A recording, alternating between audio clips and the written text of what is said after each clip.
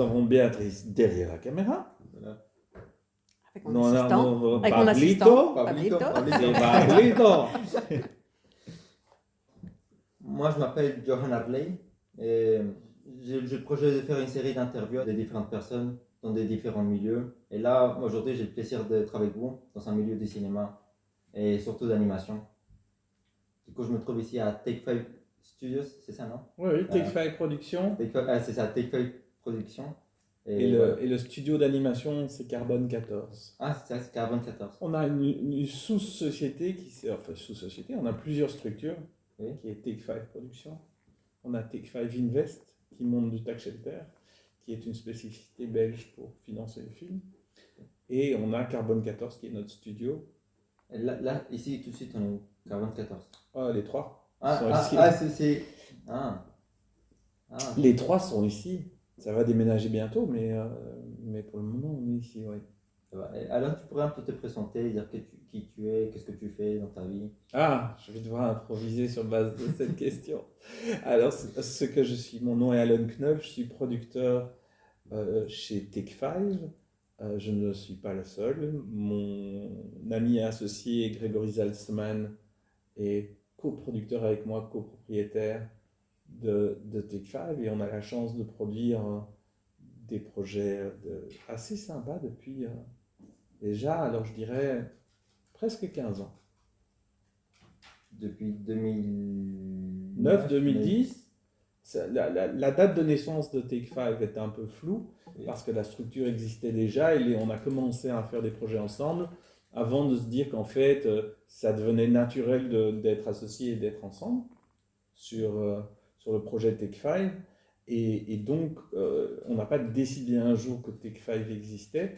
Elle existait, en fait, c'est devenu naturel de faire des projets en coproduction, et c'est devenu une évidence que c'était sous la coupelle de Take 5. Okay. Et toi, tu es producteur? Je suis producteur. Il y a beaucoup de gens qui comprennent, mais moi, je ne comprends pas à 100% qu'est-ce qui fait un producteur dans un film. Tu pourrais un peu nous expliquer? Même moi, je ne comprends pas ce qu'un producteur fait. Mais tant que le flou existe, ça va. Ma position n'est pas remise en question. Okay. Non, je rigole naturellement. Un producteur, c'est celui qui prend la responsabilité du projet au niveau légal, au niveau financier. Il en est propriétaire. C'est lui qui engage tout le monde sur le film. Donc, au vu de l'administration, au vu de la propriété du film, on est majeur, on est central, on en prend la responsabilité. Et les risques aussi, naturellement, financiers. Du coup, c'est le producteur en mode, c'est celui qui met de l'argent. C'est celui qui trouve l'argent. Le producteur qui met son propre argent dans un film est un mauvais producteur. Il est fou. Il ne peut pas faire ça. Mais il y a des systèmes qui sont spécifiques à la Belgique pour produire, qui ne sont pas les mêmes que par exemple aux États-Unis ou dans des marchés dépositaires qui peuvent vivre en autonomie. Qu'est-ce que je veux dire par là? C'est que, par exemple, quand tu fais un film aux États-Unis, tu n'as pas besoin d'avoir un soutien de l'État, simplement parce que le marché peut financer ton film, c'est-à-dire que tu peux avoir des retours sur les vues que tu as sur les plateformes, sur les projections de cinéma, etc., etc. Ce qui est beaucoup moins le cas sur les films en Europe et en Belgique surtout. Le marché dépositaire est assez petit, ce qui fait qu'on a besoin souvent, dans la structure, disons, classique d'un montage d'un film, ça passe par des soutiens de l'État, ça passe par des subsides, des aides financières, disons, économiques, culturelles, et aussi, on en a parlé là tantôt, ce qu'on appelle le tax shelter, qui est la possibilité pour des sociétés de défalquer une partie de leurs taxes et de pouvoir le mettre dans un film. Elles y ont un bénéfice, et nous y avons un apport d'enveloppe tout de même assez importante dans les films. Tout ça fait que c'est un outil assez efficace et que ça fait un appel d'air sur des projets qui viennent entre autres de l'étranger. Je sais que c'est important à mentionner parce que tu vas sûrement parler de Flow, et c'est comme ça que Flow est devenu un peu belge, c'est-à-dire que vu qu'on a un apport assez efficace dans la construction productionnelle, dans le puzzle nécessaire, ils ont fait appel à nous pour des compléments de production. Dans le cas de Flow, on se situe entre 10 et 20% de la production, qui est devenu belge. D'accord. Mais à la base, le film, il était créé où Alors, je sais plus. créé, Le directeur, le réalisateur, il est letton. Il a sa propre production et une production lettonne. Il a fait appel, ou en tout cas, il y a eu des échanges avec une production française qui s'appelle Sacrebleu, et avec qui on travaille déjà depuis un petit temps, où il y a déjà une relation de confiance et de réciprocité sur les projets, ce qui fait que Sacrebleu avait détecté le talent, parce que c'est vraiment un grand talent, Gins, et il nous a demandé si nous, on voulait rentrer dedans. Nous, on connaissait Gins, on avait vu le film, Grégory avait vu son court-métrage, en était très impressionné, son premier court-métrage qu'il avait fait pendant 2 ans dans sa cave tout seul.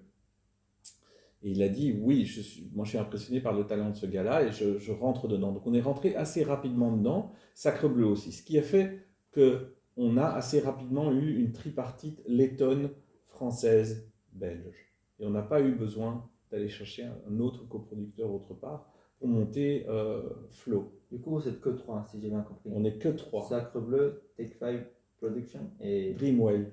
Dreamwell Qui est letton. Okay. Le marché de la production en Lettonie est assez petit, donc ils étaient obligés d'aller chercher au-delà de leurs frontières, d'avoir la curiosité, l'envie, le besoin d'aller chercher au-delà pour pouvoir financer un film. Qui est un film à petit budget pour le marché. C'est-à-dire que c'est un projet à 3,5 millions.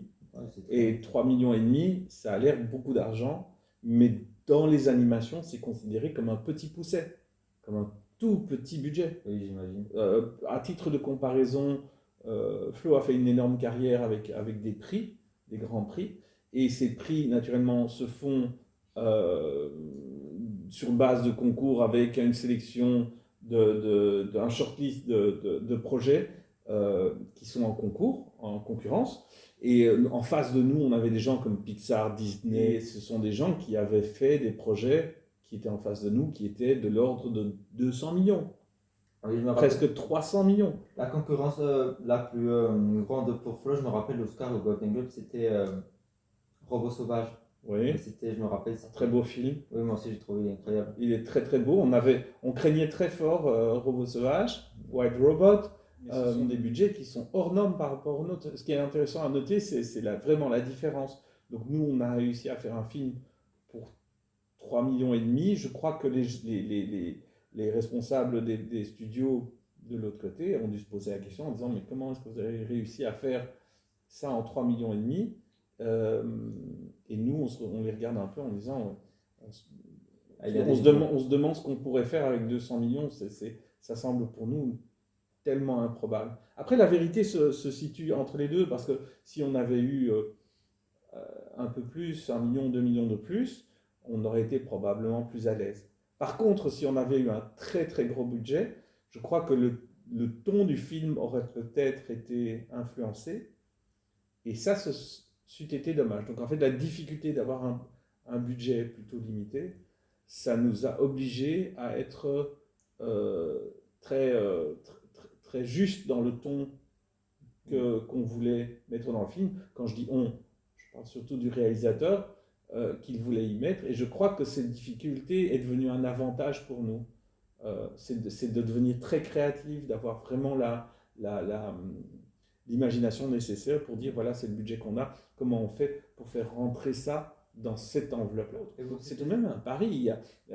On est venu en disant Flow, c'est un film où les animaux se comportent comme des animaux. Et j'imagine bien les discussions avec ce genre de grande structure en disant quoi, ils ne parlent pas, ils vont se comporter comme des animaux, c'est-à-dire qu'à aucun moment on joue Disney, où ils ont des traits plutôt humains dans lesquels nous on peut se voir, et la question se pose sur le déclic empathique. Est-ce que les gens vont, en regardant le film, avoir le déclic empathique et se projeter et pouvoir vivre avec ces personnages alors qu'ils se comportent comme des animaux?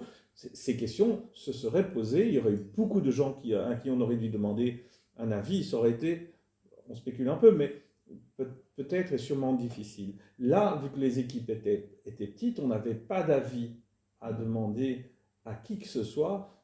Et vu que dès le départ, autant Sacrebleu que nous, que les laitons, et ça c'est évident. On savait vers où on allait, on avait totalement accepté le concept. Ginz a été très libre d'aller dans cette direction de façon très résolue.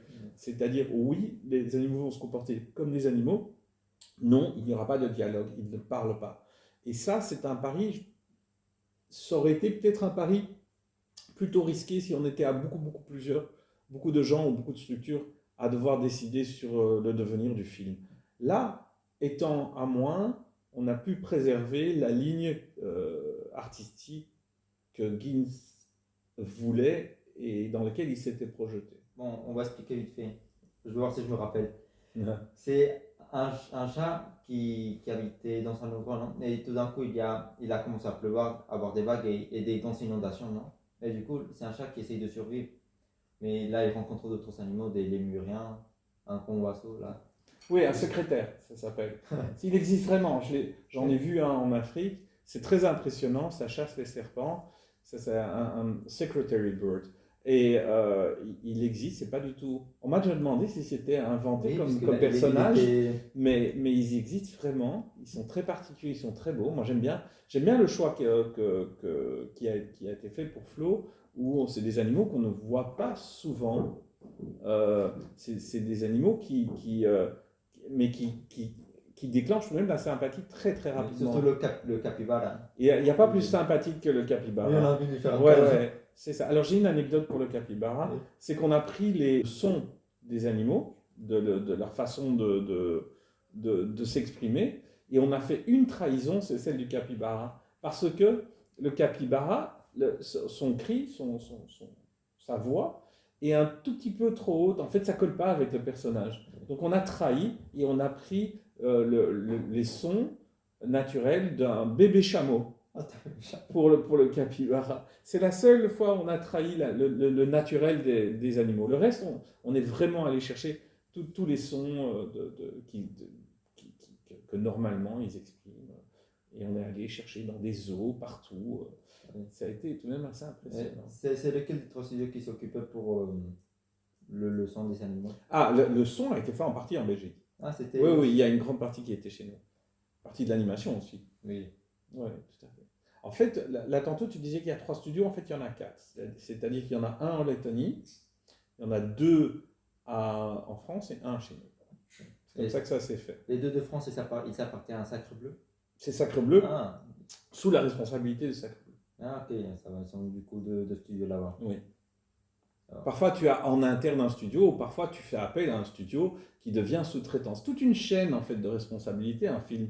Tu ne dois pas toujours le faire à l'intérieur. Comme tu vois, il n'y a pas assez de place chez nous, Take5, pour mettre des animateurs. Donc, on a rassemblé des animateurs qui ont travaillé chez nous pendant un temps et qui étaient délocalisés à droite à gauche. Il se fait que maintenant, on a acheté un bâtiment et qu'il y aura une vingtaine de postes d'animateurs fixes chez nous, non, en extérieur. Okay. Un bâtiment qui n'est pas loin, qui est à 5 minutes d'ici, et dans lequel on aura in-home une vingtaine de postes. On a vu les ordinateurs là tantôt, ils ont été achetés pour ça. Ah, okay. Et voilà, c'est en train de se construire. Ça crée aussi de l'emploi du coup. Ah ben, j'espère bien. Oui, et puis ça met la Belgique sur la carte et l'attention. Oui, puisque ça, c'est un gros pas pour le cinéma belge, et surtout européen. Oui, c'est un processus. Je n'aime pas dire que c'est soudainement, ça sort de nulle part, Flo est là et ça met le focus sur la Belgique. Il se fait qu'on a des écoles importantes. Par exemple, en Lettonie, ils n'ont pas d'école d'animation. Nous, on a des écoles. Donc, on a des talents. Donc, le fait que, en fait, ça découle dans des films intéressants, etc., c'est presque un naturel et c'est très très bien que le focus se fasse chez nous. Donc oui, en effet, Flo devient... il y a un vieil adage qui dit 1 amène 1000 et 1000 amène 1. C'est-à-dire qu'un grand talent, un film comme Flo, va amener 1000 projets, va inspirer des gens sur place. Et de ces 1000 projets, il y a un génie, il y a un projet qui va sortir du lot. Donc c'est 1 amène 1000 et 1000 amène 1. Donc c'est comme ça qu'en fait, oui, en effet, ça va faire un appel d'air pour les productions en Belgique. On le sent bien, on a été à Cannes, on a été sur des marchés, et quand on dit qu'on a coproduit Flo, ça donne une attention, un crédit et une qualité qui fait que d'autres productions qui n'auraient peut-être pas pensé à la Belgique, soudainement se disent tiens, on pourrait coproduire avec la Belgique et on mettrait en place quels sont les fonds qu'on pourrait avoir en Belgique, comment on construit ce puzzle productionnel, ça fait sens et en effet ça amène des possibilités, des projets.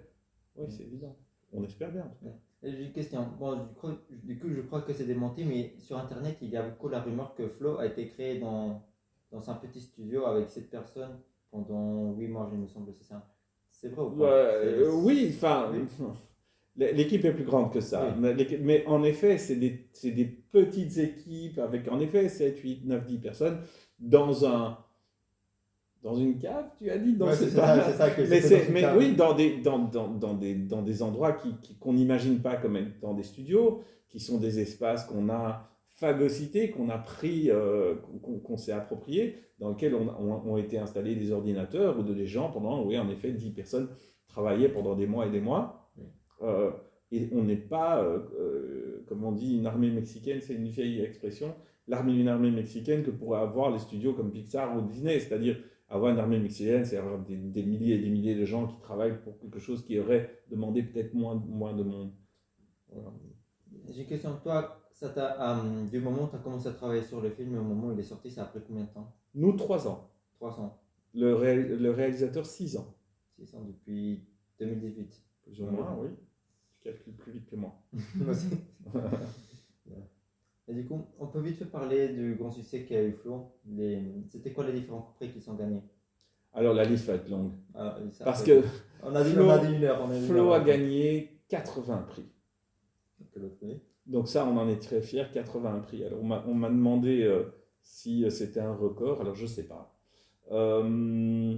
Si c'est un record, je ne crois pas. Il y a sûrement des films qui ont plus de prix à leur nom, mais avoir autant de prix importants, ça c'est peut-être un record. Il faudrait vérifier, mais c'est une accumulation de prix qui sont très très importants.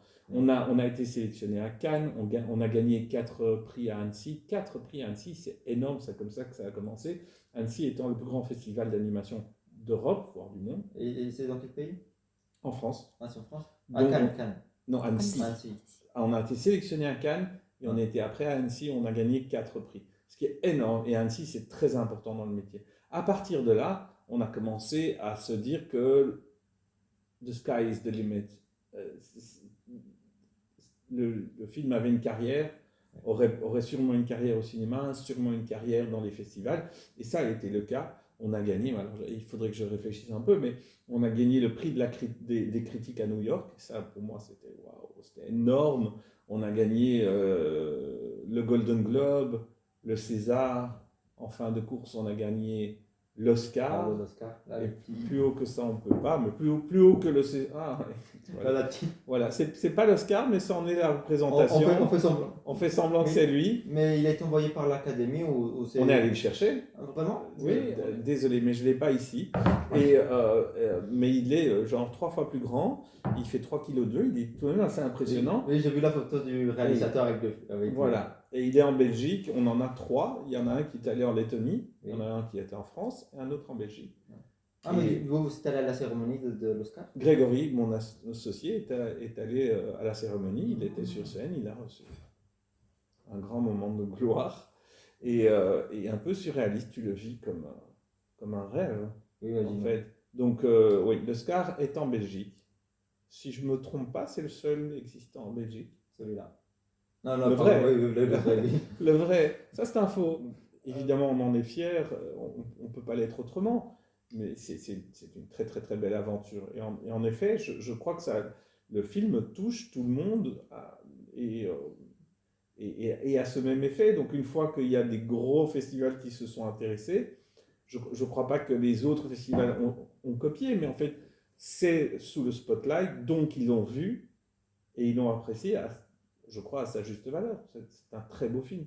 Quand je le vois sur grand écran, j'ai encore de l'émotion, alors qu'il a été fabriqué chez nous. Et ça, c'est plutôt rare. Et avec 3 millions d'euros. 3,5 millions. 3 millions là. Oui. Ouais. Ceci dit, je crois qu'il y a 5, si mes chiffres ne sont pas faux, je crois qu'il y a il y a 2 millions de gens qui l'ont vu au Mexique, plus de 100 000 en Belgique, plus d'1 million en France, et qu'il complète, je crois, 50 millions de spectateurs. Ça fait partie des... Au-delà des prix, tu peux gagner des prix, mais quand ça touche des gens et que les gens vont le voir, ça a été projeté sur la plus grande place de Mexico. Oui, justement, attends, tu parles du Mexique, non? Moi, ça, je le savais, non? Ah. Du coup, moi, j'ai décidé d'apporter ça. Ça, Wow. des takis. Ça, c'est une chips assez connue au Mexique. Je crois, on va dire que c'est celle qui la représente. Et c'est piquant. Du coup, en honneur, on va manger. Avec des jalapeños. En plus, une édition Halloween, oui. Waouh, on va... Chouette, merci. Chouette, merci beaucoup. Non, On va parler du Mexique, on a été dans une... donc on a été projeté sur... Oui. C'est la première fois que je crois, si je ne me trompe pas, qu'ils projettent un film comme ça sur la plus grande place de Mexico. Il y a de la place pour 200 000 personnes sur cette place-là, donc c'est fou. Oui. C'est complètement fou. J'avais vu... Mais attends, avant de manger, tu peux vite fait... Tu vois l'histoire des Golden Globes, quand tu avais cru que tu avais gagné le Golden Globe alors que... Je ne sais pas si c'est une anecdote intéressante, mais j'ai reçu un coup de téléphone. J'ai reçu un coup de téléphone en pleine nuit, enfin tard, très tard, où j'ai une amie m'appelle pour me dire vous avez gagné le Golden Globe. Et je suis à moitié réveillé et je me dis waouh, incroyable. Et j'envoie un message, j'essaye d'appeler mon associé qui ne répond pas. Et je lui laisse un message en lui disant on a gagné le Golden Globe. Et je reçois un message où il me dit la cérémonie n'a pas encore commencé. Et j'étais à moitié réveillé en me disant je regarde l'heure, je me dis mais qu'est-ce qui vient de se passer en fait? On m'annonce la victoire alors que ça n'a même pas commencé. Et je n'ai pas l'explication. Je crois que perdue dans son enthousiasme, elle a cru qu'on avait déjà gagné alors qu'on n'avait pas gagné. Et je me suis dit à un moment, j'ai eu une petite angoisse parce que je me suis dit elle va nous porter malchance. On va jamais gagner si elle me l'annonce comme ça à l'avance. Et non, en effet, ça a été démenti dans le sens où on l'a gagné. En fait, elle savait déjà. Elle était dedans. Elle croyait à 100%. Total. C'est pour ça l'annonce en avance. Total dedans. Et je la remercie d'ailleurs parce que ça nous a porté chance au lieu de nous porter malchance. Oui. Donc, je suis assez content. En fait. Voilà. Et puis le matin, je me suis réveillé avec la nouvelle du Golden Globe. Et mon téléphone a plus ou moins explosé, c'est-à-dire qu'il y a eu 100 messages. Je crois que j'ai compté entre 80 et 100 messages à mon réveil. En disant waouh, mais c'est fou. Ouais, Mais quand même, c'est rigolo. le Golden Globe, c'était la fin de l'année dernière. Je me rappelle. Alors là, tu me poses une colle. En fait, moi aussi, je me rappelle pas. Je sais plus. L'Oscar, c'était vers avril, il me semble, non? Tu le sais mieux que moi. J'ai perdu la notion du temps et de quand c'était, mais c'est il y a quelques mois. En fait, personne n'a l'ambition de gagner un Oscar. Enfin, personne ne fait un film en disant ce film va faire un Oscar. C'est pas comme ça que ça marche. C'est-à-dire que tu te dis qu'il va avoir une carrière. Et même ce mot-là doit être nuancé dans le sens où c'est une carrière publique, c'est une reconnaissance, les festivals, etc., etc. Bon.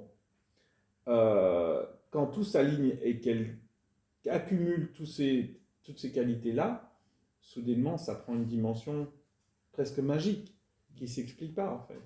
Et tu as raison. Nous, on n'aurait pas pu faire Flow comme premier film. On n'aurait pas eu accès et la confiance du réalisateur si on n'avait pas fait des films avant.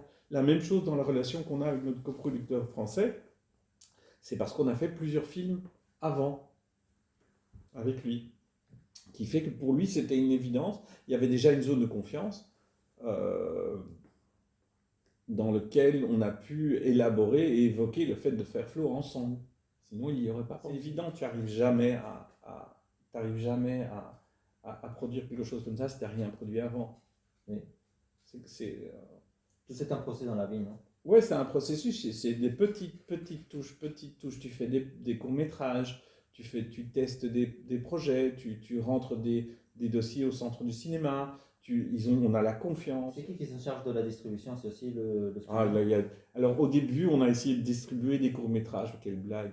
On a été très arrogant et prétentieux de croire qu'on savait distribuer. On a essayé sur certains projets comme un projet qui s'appelle Football Made in Africa, qui avait commencé comme ça, qui a fait toute une carrière et qui a bien marché pour les télés.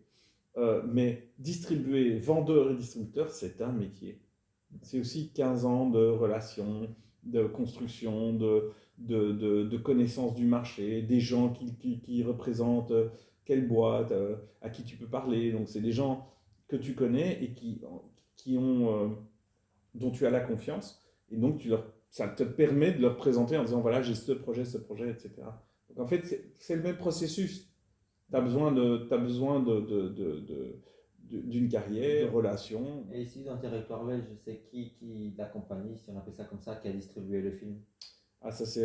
Alors maintenant, ça m'échappe, je sais pas, on est dimanche, etc. Charade pour l'international, et là, c'est. J'ai oublié. Le nom m'échappe, ils m'excuseront. Je peux faire une recherche. On fait une recherche, on l'écrit là. Ouais, c'était Jeff qui distribuait. Chez les francophones, c'est ceux les Rigno, et le nom m'échappe à la seconde, mais voilà, ça doit être le track de la caméra. Vous croyez que l'animation, elle peut pas seulement toucher des sujets plus enfantins, comme des sujets Disney, mais aller dans des domaines plus hard. Ado adulte. Ouais, Oui, mais alors d'abord, c'est une très bonne question et on se la pose souvent. Et le ado adulte, c'est plus difficile à défendre. Quand on pense à l'animation, on pense à des enfants. Oui. Alors qu'il y a des gros succès qui sont liés à des sujets sérieux. Ado adulte, comme La plus précieuse des marchandises d'Azavanicius, qui était contre nous au César. On était d'ailleurs certains qu'ils allaient gagner. Et on l'a pourtant eu. Et qui parle de la Deuxième Guerre mondiale et d'un enfant caché. Donc très sérieux, pas du tout de l'humour. On peut penser aux Japonais, est-ce que c'est vraiment pour petits-enfants? Ghost in a Shell, est-ce que c'est pour petits-enfants? C'est même un peu dur. La question se pose, et parfois, d'ailleurs, la limite est floue. Par exemple, Flo, les tout petits-enfants, nous, on déconseillait en dessous de 6 ans. Fatalement, c'est 6 à plus, mais les adultes ont adoré.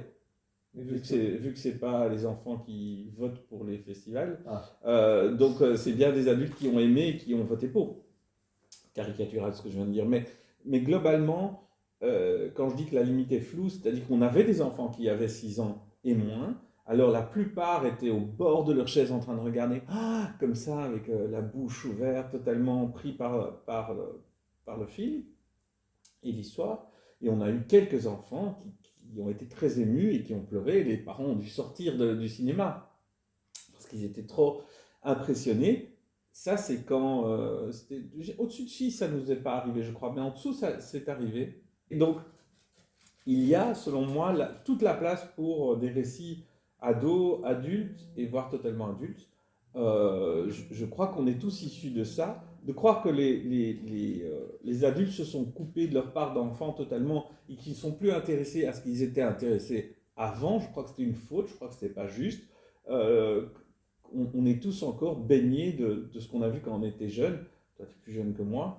Ouais. Des films comme Le Livre de la Jungle, ou Merlin l'Enchanteur, ou les premiers Pixar, ou Roger Rabbit, qui était moitié animation, moitié pas. Moi, c'est des trucs qui me fascinent, que je regarde avec grand, grand plaisir aujourd'hui.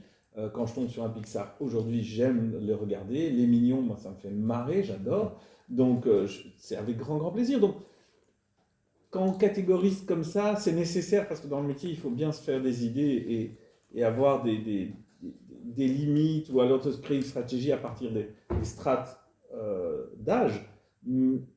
Mais c'est plus flou que ça, c'est plus subtil en fait. Mais pour répondre à la question, je crois qu'il y a un avenir et le besoin et la pertinence de sujets, de projets qui soient adultes. Aujourd'hui, pour être un producteur, imaginons mon ami, il veut être un producteur maintenant. Est-ce que c'est facile ou pas c'est une question difficile ça. Toi, tu as commencé comment? Il y a une phrase qu'on dit dans le métier pour les réalisateurs qui dit on ne te laissera jamais faire un film si tu n'as jamais fait de film. Et c'est très vrai, c'est-à-dire qu'on s'attend à ce que tu aies fait quelque chose pour te confier un autre projet et que tu gagnes cette crédibilité qui donne la possibilité aux gens de te faire confiance. Les films sont des objets très chers, très très chers. Et donc, il y a très peu de gens qui ont la possibilité d'en faire. Il y a très peu de films qui sont produits par an. Et donc, c'est vraiment les happy few, très très peu de gens en fait. C'est une élite, une couche de gens à qui on fait confiance et à qui on donne la possibilité de faire des films. C'est un grand privilège en fait. Et il faut s'en rendre compte.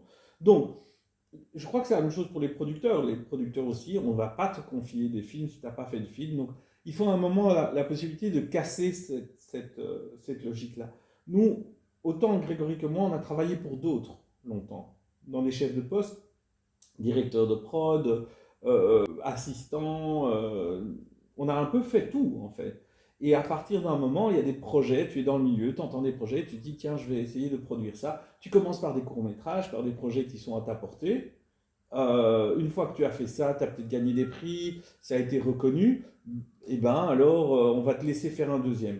On va te laisser faire un deuxième, c'est-à-dire que tu vas pouvoir, avec certaine crédibilité, déposer les dossiers auprès de la commission. C'est pas pour ça que tu auras les bons films, parce qu'il n'y a aucun réalisateur, mis à part ça, parce qu'ils jouent leur vie à chaque fois sur un projet, en tout cas ils en ont l'impression, donc qui va venir avec un bon projet. Donc au début, ce qui se passait, c'est qu'on a gagné, on a gagné ce ticket pour faire éventuellement un deuxième film, mais on n'avait pas les bons réalisateurs, pas les bons projets, pas les bons auteurs, pas les bons scénarios, parce que ceux qui avaient vraiment des bons scénarios, ou qui avaient un peu d'expérience, ils n'allaient pas chez nous au début. Donc en fait, nous on faisait exactement la même chose que ce que le marché, c'est-à-dire qu'on se battait contre ça, mais quand on avait des projets, on avait envie que l'auteur ait déjà écrit quelque chose, que le réalisateur avait déjà fait quelque chose. Donc on rentre dans le même schéma en fait. Et oui, parce qu'en effet, ce sont les bons projets, et ce sont des projets qui vont avoir un certain impact, une certaine qualité, etc. Donc on était déçus au début de projets qu'on recevait et qui n'en valaient pas la peine. Et on était jaloux, dans une certaine mesure, de dire mais comment ça se fait que ce projet va chez cette production ou cette production. Après, c'est pas un grand mystère. Enfin, tu te bats contre ça, mais c'est pas un grand mystère. Ils y vont parce qu'ils ont déjà fait 20 films et que ces films étaient bons et qu'ils ont une certaine relation de confiance. Après, tu grandis avec un réalisateur, c'est-à-dire que tu fais un court métrage avec lui, en espérant peut-être en faire un deuxième. Derrière, tu vas en faire un long métrage. Et il y a un peu, faut voir ça comme des écuries, c'est-à-dire, je ne sais pas si le terme est très flatteur, mais nous on le voit comme ça, c'est-à-dire que tu as ton pool de gens avec qui tu travailles déjà depuis des années, avec qui tu as grandi. Donc c'est un peu comme ça que ça marche. Alors je ne sais pas si je réponds totalement à la question, mais est-ce que faire un film c'est difficile? Oui. Oui, c'est très difficile. C'est un métier de taré. Il faut vraiment avoir la passion. Il faut peut-être ne pas savoir faire autre chose pour faire ça. Mais commencer en tant que producteur. Attends, je vais te mettre dans cette situation. Imagine tout de suite, on va dire tu perds tout, tu perds tes contacts et tout, tu perds tout, non, ton nom, ça, tu perds même. Tu n'as jamais travaillé dans ce projet. Aujourd'hui, je ne sais pas si j'aurai le courage. Non. Aujourd'hui, si je dois tout perdre, les acquis de Take 5, ou mes acquis personnels, ou mon associé qui est très très précieux dans la structure, recommencer de zéro. Oui. Et arriver là où tu es. Je ne sais pas si j'ai le courage. C'est une folie, hein, c'est à chaque fois quelques années. Ouais. C'est dingue hein, de faire ça. Tu commences un projet, tu sais qu'on ne va pas tourner avant 3 ans. C'est une bonne question, je n'ai pas vraiment de bonne réponse. Je trouverais ça très, très dur. Ouais. Voilà. Bon, ça fait quand même déjà un petit temps. Combien de temps tu voulais? Moi, ça va. Moi, on a fait ce qu'on avait à faire. 47 minutes. Hein. On va pas l'oublier. Tu vois, on va. Merci. Attends. Tout. Ça t'a plu? Il y a eu. Tu as ce que tu voulais? Ouais, moi j'ai eu. Mais attendez, vous parlez espagnol, un peu d'espagnol, non? Je comprends. Cuando se comer aquí? Vous voulez pas dire merci au Mexique? Vous voyez, en honneur à eux, puisque vous savez dit ça a rempli plein de trucs. Tu dois me dire que je dois dire quoi en espagnol? En espagnol. Et comment on dit? Regardez. Gracias. Gracias México por todo el apoyo. Pour todo el apoyo. Voilà. Mais si, parce que c'est très vrai, le Mexique a été un vrai succès, Flo. C'est gracias a México por el apoyo. Si, grande. Moi, je parle espagnol, du coup, je consomme beaucoup de contenu espagnol. Non? Et du coup, moi, j'ai pu vivre, on va dire, l'impact que ça a fait au Mexique sur les réseaux sociaux et tout. Ouais, tu le sens probablement plus que moi. Oui, c'est ça, puisque. Voilà. Alors, quand on goûte. Ouais, on va goûter. Ouais, Moi, j'ai jamais goûté celui-là. Non, mais moi non plus. Moi non plus, une petite édition limitée. Je me méfie un tout petit peu de la couleur. Et, Je t'avoue. et on doit le tremper dans la petite sauce, ça, non? Il y a certains qui le mangent avec du citron. Ah.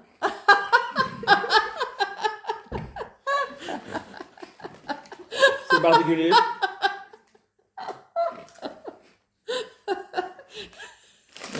Totalement improvisé. C'est un goût assez.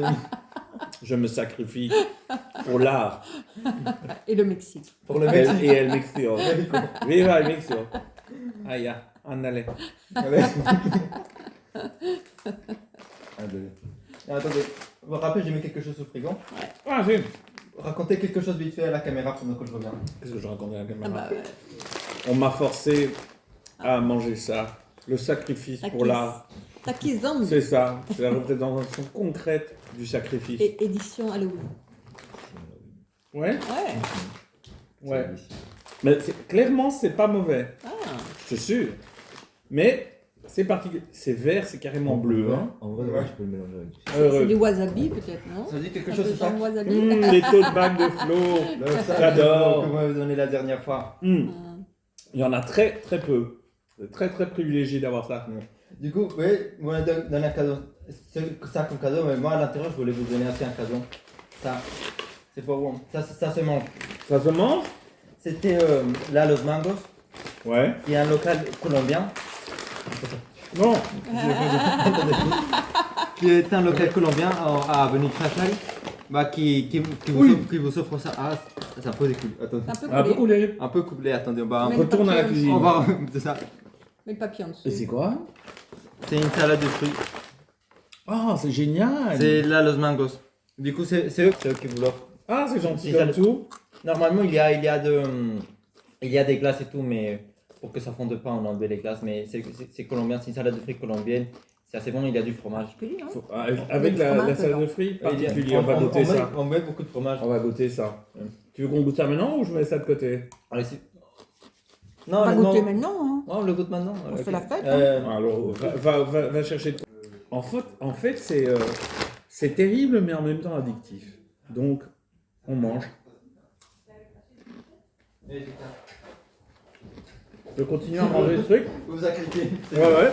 Pour Et- le Mexique. Non, c'est addictif ce truc. Oui, c'est. Il y a de choses. Et il y a beaucoup de gens qui le mangent avec. Et je m'apprête à manger une salade de fruits avec du fromage. Ouais, c'est du fromage. Nous, même en Colombie, nous ce qu'on fait que les autres pays trouvent ça bizarre, même d'Amérique latine, c'est que. On prend du chocolat et on prend du fromage dans du chocolat. Non.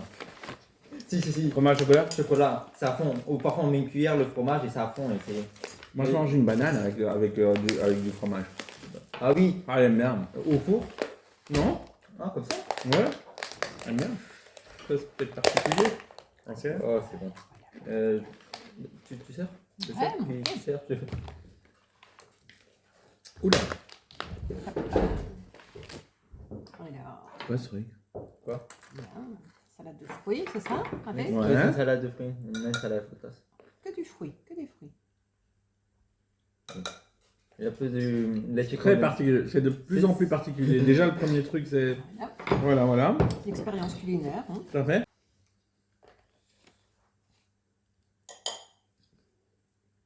J'ai pas attendu. Non, t'inquiète. Mais moi, pendant que je venais, j'étais en train C'est de. bon cette histoire. T'as aimé? Ouais. C'est bon.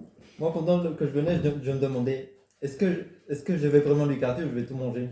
Ah, Est-ce que t'as raison. je dis rien et je l'amène chez moi, je mange? Il faut toujours, quand on fait des cadeaux, il faut toujours avoir un léger regret de ne pas l'avoir gardé pour soi, tu vois. Ça, c'est les meilleurs cadeaux, généralement. Attends, je continue parce que franchement, c'est bon. Vraiment.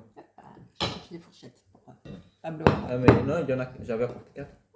Ils sont où? Elles sont où? Si. On va voir le reste.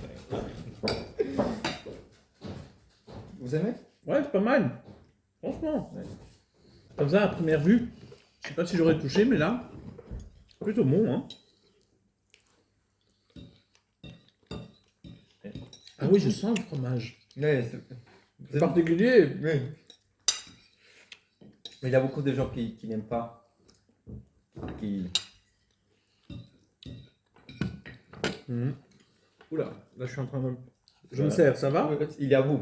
Il est à moi? Il est à Non, vous. mais En il est à fait, tout le monde. moi je suis en train de manger pour vous Ma part. accompagner, pour pas vous sentir tout seul. Mais ça c'est à vous. D'accord, Sentez-vous libre. d'accord. Bon, si je ne survis pas à cette expérience, On mourra tous. Hein. sachez que Voilà. on peut Voilà. dire merci. Et avec cette Gracias Mexico. Y Gracias, Colombia. Gracias Colombia. Gracias Colombia. Y la los Et mangos. bon appétit. Sí, buen provecho.